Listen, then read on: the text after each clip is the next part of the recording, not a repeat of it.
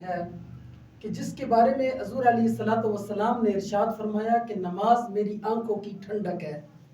آقا علیہ الصلوۃ والسلام نے ارشاد فرمایا الصلاۃ معراج المومنین، نماز مسلمانوں کی معراج ہے۔ اگر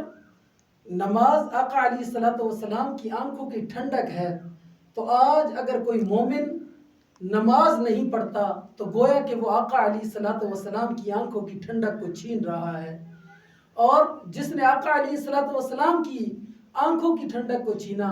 وہ اللہ رب العزت سے گویا کہ اس کا تعلق جو ہے وہ منقطع ہو گیا۔ کیوں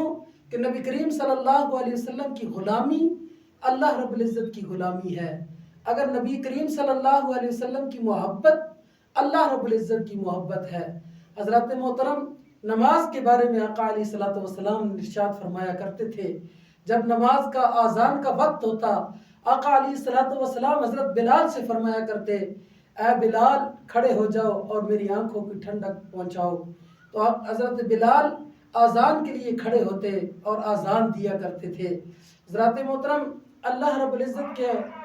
محبوب نے ارشاد فرمایا کہ اے صحابہ کرام، جب کوئی بندہ مومن 5 وقت نماز پڑھتا ہے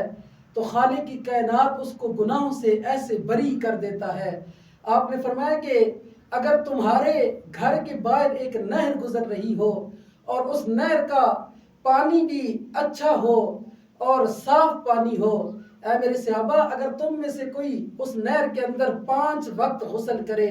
تو کیا اس کے بدن پر کوئی میل کچیل رہ جائے گی؟ صحابہ کرام رضوان اللہ تعالی علیہ مجمعین نے عرض کی، آقا علیہ الصلوۃ والسلام، اگر کوئی شخص 5 وقت اس نہر کے اندر غسل کرے تو اس کے بدن پر تو ذرہ سی بھی میل کچیل نہیں رہے گی۔ آقا علیہ الصلوۃ والسلام نے ارشاد فرمایا کہ میرے صحابہ، جب کوئی بندہ مومن 5 وقت نماز کے لیے وضو کرتا ہے اور نماز 5 وقت کی ادا کرتا ہے تو اللہ رب العزت اس کے جسم سے گناہوں کو ایسے دھل جاتے ہیں، اس کے جسم سے گناہ، جیسے وہ بندہ نہر میں 5 وقت نہاتا ہے اور اس کی بدن کے اوپر میل کچیل نہیں رہتی، ایسے ہی اللہ رب العزت اس بندے سے گناہوں کو دور کر دیتا ہے۔ اور